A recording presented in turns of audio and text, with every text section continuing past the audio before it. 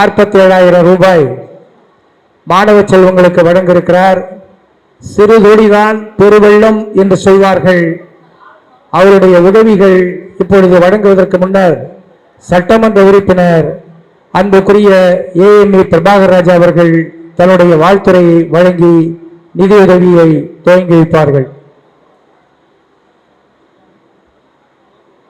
கழகத்தின் இளம் தலைவர் மாண்புமிகு அண்ணன் உதயநிதி ஸ்டாலின் அவர்கள் பிறந்தநாள் விழாவை 47வது பிறந்தநாள் விழாவை நிகழ்ச்சியை முன்னிட்டு விருகம்பாக்கம் சட்டமன்ற தொகுதிக்கு உட்பட்ட 6 வார்டுகளுக்கு உட்பட்ட நம்ம சட்டமன்ற அலுவலகத்துக்கு பெறப்பட்ட கடிதங்கள் மூலம் இன்று முதற்கட்டமாக கல்வி ஊக்கத்தொகை நிகழ்ச்சிக்கு வருகை தந்தி பெருமைப்படுத்திக் கொண்டிருக்கூடிய பகுதி கழகத்தின் செயலாளர்கள் மாமன்ற உறுப்பினர் அண்ணன் திரு ராஜா அவர்களே, கண்ணன் அவர்களே, அண்ணன் திரு கோவிந்தராஜ் அவர்களே, அண்ணன் மைக்கேல் அவர்களே, அண்ணன் பழக்கடை பாஸ்கர் அவர்களே, தெற்கு பகுதி கழகத்தின் வட்டக்கழகத்தின் செயலாளர் அருமையண்ணன் பி கே குமார் அவர்களே, சதீஷ்கரன் அவர்களே, பழனிசாமி அவர்களே, செலியன் அவர்களே, மாவட்ட கழகத்தின் ஆற்றல் வாய்ந்த துணை செயலாளர் அருமையக்கா வாசுகி பாண்டியன் அவர்களே, அண்ணன் ஜம்பு முருகன் அவர்களே, தலைமை பொதுக்குழு உறுப்பினர் அண்ணன் துரைராஜ் அவர்களே, அண்ணன் தங்கராஜ் அவர்களே, மேடையில் இருக்கக்கூடிய பகுதிகளை நிர்வாகிகளே, மாவட்ட பிரதிநிதிகளே, வட்டக்கழக நிர்வாகிகளே,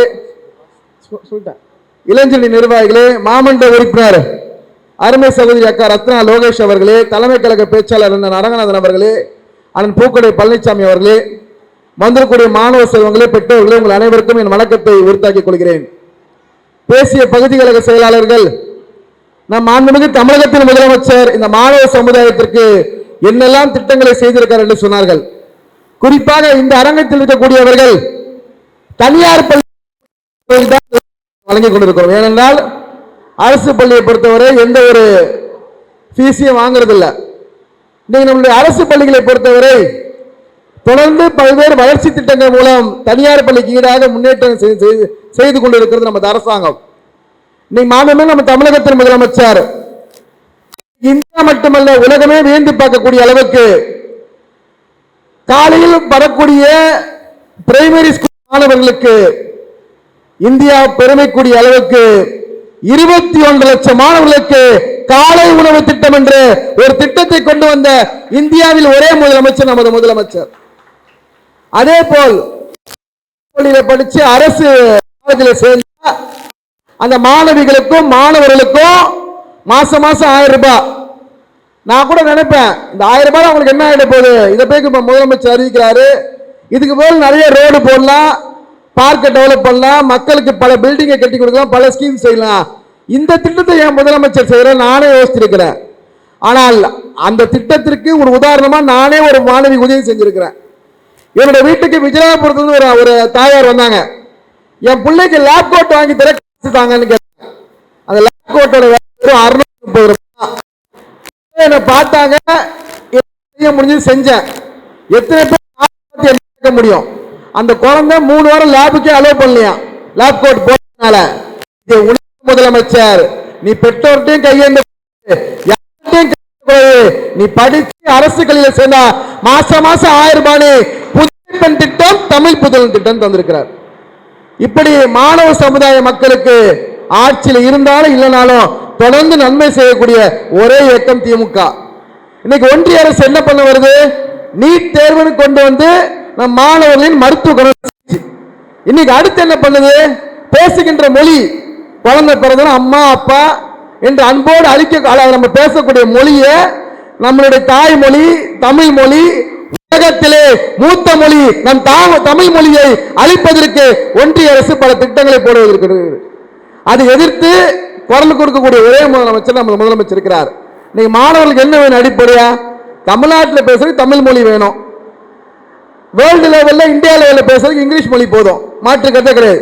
இன்னைக்கும் நார்த் இந்தியாவில் பல மாநிலங்கள், பீகார் போகலாம், உத்தரகாண்ட் போகலாம், இங்க இந்த அரங்கத்தில் இருக்கவங்களுக்கு இங்கிலீஷ் தெரியும், எந்த ஊர்ல போனாலும் போயிருப்பீங்க. ஆனா அவங்களை கூப்பிட்டு இங்கிலீஷ் பேச இங்கிலீஷ் பேசுறேன். அப்ப எந்த ஊர்ல சிறப்பான கல்வி இருக்கலாம்? ஒரு மாநிலம் இருக்கிறது என்று சொன்னால் தமிழ்நாடு என்ற மாநிலத்தில் மட்டும்தான் சிறந்த கல்வி இருக்கிறது. ஆகவே நம் முதலமைச்சர் என்றும் இந்த மாணவ சமுதாயத்திற்கு நன்மை செய்து கொண்டிருக்கிறார்கள். அந்த வகையில எங்களால் முடிந்த அளவுக்கு மாணவர்களுக்கு என்று கல்வி ஊக்கத்தொகையை அருமை தலைவர் அண்ணன் உதயநிதி ஸ்டாலின் அவர்கள் பிறந்தநாள் விழா சார்பாக வழங்கி கொண்டிருக்கிறோம். குறுகிய காலத்தில் இந்த நிகழ்ச்சியை அறிவித்து இந்த நிகழ்ச்சிக்கு வந்து மிகுந்த ஒத்துழைப்பு தந்த அத்தனை கழக நிர்வாகிகளுக்கும் அத்தனை பேருக்கும் நன்றி பாராட்டி விடைபெறுகிறேன். நன்றி, வணக்கம். போச்சுங்க. தனியார் பள்ளி, அரசு பள்ளி பிள்ளைகளை நாம் படிக்க வைக்கணும், நம்ம கவனிச்சுக்கணும். டீச்சர்ஸ் சொல்லிக் கொடுக்கறது 50% தான் நம்ம சொல்லிக் கொடுக்கணும். அது மாதிரி இப்போ கூட நீங்கள் நிறைய பேருக்கு கொஞ்சம் கன்ஃபியூஷன் இருக்கும். மும்மொழி கொள்கைன்றாங்களே, நம்ம பிள்ளைகள் ஹிந்தி படித்தா என்ன தப்புன்னு நினைக்கிறீங்க? ஹிந்தி படிக்க வேணாம்னு யாரும் சொல்லலை. நிறைய பேர் நாங்கள் மீட்டிங்கில் கூட பேசுவாங்க. பானிபூரி விற்கிறவன், ஜல்லி மணல் கலக்கிறவன் பார்த்தீங்கன்னா எல்லாம் ஹிந்தி தெரிஞ்சவன் தான்.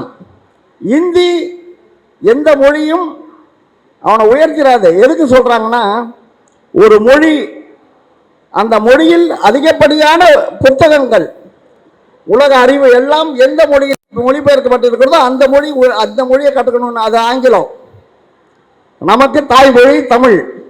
இது ரெண்டு தெரிஞ்சாலுமே தெரியும், உலகத்தில் எங்கே வேணாலும் இது பண்ணலாம். நீங்கள் இங்கே இந்த எல்லா தமிழன் தான் உலகத்தில் மிகப்பெரிய பதவிகளில் இருக்கான். ஹிந்தி தெரிஞ்சவன் கிடையாது. ஹிந்தி தெரிஞ்சவன் நமக்கு அடிமையாக நமக்கு கீழே தான் வேலை செஞ்சுட்டு இருக்கான். அதனால் ஹிந்தி தெரிஞ்சால் பெரிய மாற்றம் வாழ்க்கையில், வாழ்வியலில், வேலையில் வந்துடாது. அதை தெரிஞ்சுங்க. ஏன்னா நம்ம பிள்ளைகள், ஏன்னா இப்போ என்னோட கசினோட பையன் கூட ஹிந்தி படிக்கிறான். சிபிஎஸ்சி ஸ்கூலில் படிக்கிறதுக்கே கஷ்டப்படுறான். ஹிந்தியே தெரியாது அவனுக்கு. மார்ஜினில் பாஸ் பண்ணுறான். படித்து பிரயோஜனம் கிடையாது. 8ஆவதுக்கு அப்புறம் அதை விட்டுருவானுங்க, அவ்வளோதான். வடநாட்டுக்கு வேலைக்கு போனால் தான் ஹிந்தி தெரியணும். தமிழ்நாட்டுக்கு வந்து அவன் தமிழ் கற்றுக்கிறான்ல, ஹிந்திக்காரன் அங்கேருந்து வந்து நம்மளோட நல்லா இங்கிலீஷ் தமிழ் பேசுகிறான். அப்போ எங்கே போய் வாழ்கிறோமோ அந்த மொழியை அங்கே போய் கற்றுக்கிட்டா போதும். ஹிந்தி முக்கியமானது கிடையாது, அது தெரிஞ்சுங்க. ஏன்னா நிறையா பேர் தமிழ்நாட்டு முதல்வர் எதுக்குறாரு மும்மொழி கொள்கை. மும்மொழி கொள்கை நமக்கு தேவையே கிடையாது. வாழ்வதற்கு, வேலை வாய்ப்புக்கு மும்மொழி கொள்கை நமக்கு தேவையில்லை. இருமொழி கொள்கை தான். தமிழும் ஆங்கிலமும் இருந்தால் போதும். நம்ம பிள்ளைகள் உலகத்தின் சிறந்த தொழிலதிபர்களாக, நல்ல படிப்பாளிகளாக வருவாங்க. அதை இந்த நேரத்தில் தவிர்த்து சொல்லணும்னு நினைச்சேன். நன்றி, வணக்கம். இங்கே இருந்து இந்தி படித்து விட்டு வடநாட்டுக்கு போனால் வேலை கொடுப்பார் என்று சொல்கிறார்கள். ஒரே ஒரு சின்ன விஷயம், எம்ஜிஆர் நகரில் இருக்கிற இந்தியன் பேங்கிலே போய் பார்த்தால் அங்கே இருக்கிற மேலாளர் வடநாட்டை சேர்ந்த இந்திக்காரர். அவருக்கு போனால் ஆங்கிலத்திலே தான் பேச வேண்டும். அவர் தமிழிலே பேசுவதை ஏற்றுக்கொள்வதில்லை, தமிழை புரியவில்லை. ஆக வடநாட்டுக்கு ஒரு நீதி, தென்னாட்டுக்கு ஒரு நீதி என்று, அதுவும் தமிழ்நாட்டுக்கு ஒரு நீதி என்று இருக்கின்ற மோடிக்கு பாடம் புகட்ட வேண்டியவர்கள் மாணவ சமுதாயம் தான் என்பதை கூறி, வடக்கு பகுதி கழகத்தினுடைய ஆற்றல் மிகுந்த செயலாளர், மாநகராட்சி மன்ற உறுப்பினர் அன்புக்குரிய அண்ணன் மு. ராஜா அவர்கள் இப்பொழுது வாழ்த்துரை வழங்குவார்கள்.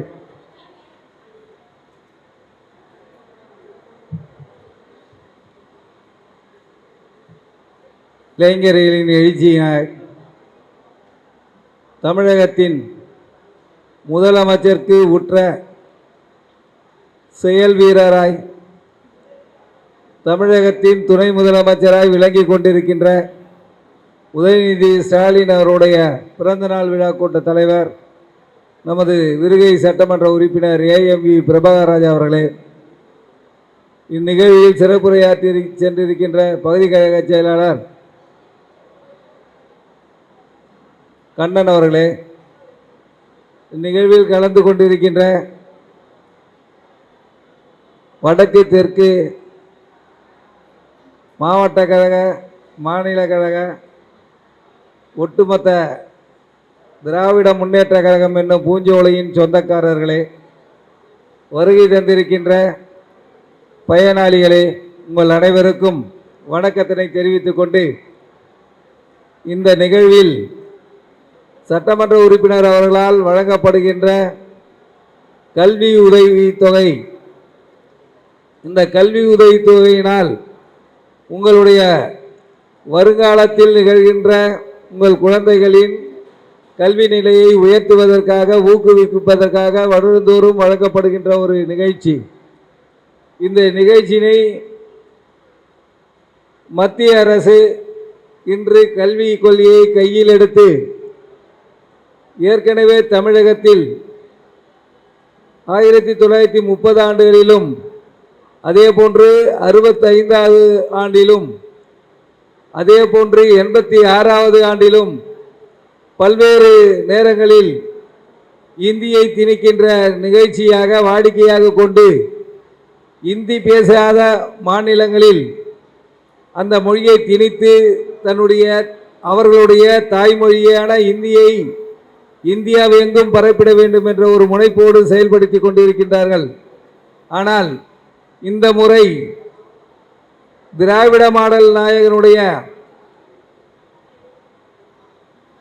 சர்தார் வல்லபாய் பட்டேல் அவர்கள் இரும்பு மனிதர், இந்தியாவின் இரும்பு மனிதர் என்று போற்றப்படுகின்ற ஒரு திறம்படைத்த அந்த தலைவரை போன்று திராவிட மாடல் ஆட்சியினுடைய இரும்பு மனிதர், தமிழகத்தின் மொழி இன காவலாளி, நமது மாண்புமிகு முதலமைச்சருடைய நிகழ்காலத்தில் இந்தி எட்டி பார்க்கின்றது. ஏற்கனவே 86ஆம் ஆண்டில் நடைபெற்ற இந்திய எதிர்ப்பு போரில் நானும் இங்கு சிறப்புரையாற்றி சென்றிருக்கின்ற ரங்கநாதன் அவர்களும் 65 நாட்கள் வேதநாமகிரி வடிவத்தில் இருக்கின்ற இந்தி மொழியை கொளுத்துவோம் என்று அந்த சட்ட நகலை கொளுத்தி 64 நாட்கள் சென்னை மத்திய சிறைச்சாலையிலே அன்று சிறைவாசம் செய்து இந்தி போராட்டத்தில் கலந்து கொண்டோம். 86வது ஆண்டிலே 1300 நமது சென்னை மாவட்ட திராவிட முன்னேற்ற கழக கள வீரர்கள் கலந்து கொண்டு அந்த போராட்டத்தில் 64 நாட்கள் சிறை தண்டனை பெற்று சிறையிலே இருந்தார்கள் மொழி காப்பதற்காக. ஆனால் அன்று தலைவர் தலைமை 10 சட்டமன்ற உறுப்பினர்களும் அந்த போராட்டத்தில் கலந்து கொண்டு 7 சட்டமன்ற உறுப்பினருடைய பதவி கூட பறிபோனது. அதே போன்றுதான் மீண்டும் தலையெடுத்திருக்கின்ற அந்த மொழி பிரச்சனைக்கு ஒரு முடிவு கண்டிட வேண்டும் என்று தலைவர் அவர்கள் தலையாய கடமையாக தமிழ்நாட்டில் வேறு எந்த மொழிக்கும் இடமில்லை என்று சொல்லி இன்று ஒரு மொழி போருக்கு தயாராக இருக்கின்றார். அன்றே 1300 களப்போராளிகள் அந்த போராட்டத்தில் கலந்து கொண்டார்கள். ஆனால் இன்று லட்சக்கணக்கான தொண்டர்கள் திராவிட முன்னேற்ற கழக திராவிட மாடல் நாயகனுடைய ஆட்சி காலத்தில் செழித்தோங்கி கொண்டிருக்கின்ற மொழி வளர்ச்சியிலும் இன வளர்ச்சியிலும் தன்னை பங்கெடுத்துக் கொள்வதற்கு தயாராக இருக்கின்ற அந்த இளைஞர்கள் மத்தியிலே இன்று மொழி போர் நசுக்கப்படும் என்பதனை தெரிவித்துக் கொண்டு இது போன்ற நிகழ்வுகளில் நமது சட்டமன்ற உறுப்பினர்கள் தொடர்ந்து படிக்க இருக்கின்ற அந்த குழந்தைகளுடைய வளர்ச்சிக்காக இந்த கல்வி வளர்ச்சி நிதியினை வழங்கிட வேண்டும் என்று கேட்டுக்கொண்டு வாய்ப்பளித்தமைக்கு நன்றி கூறி விடைபெறுகிறேன். நன்றி, வணக்கம்.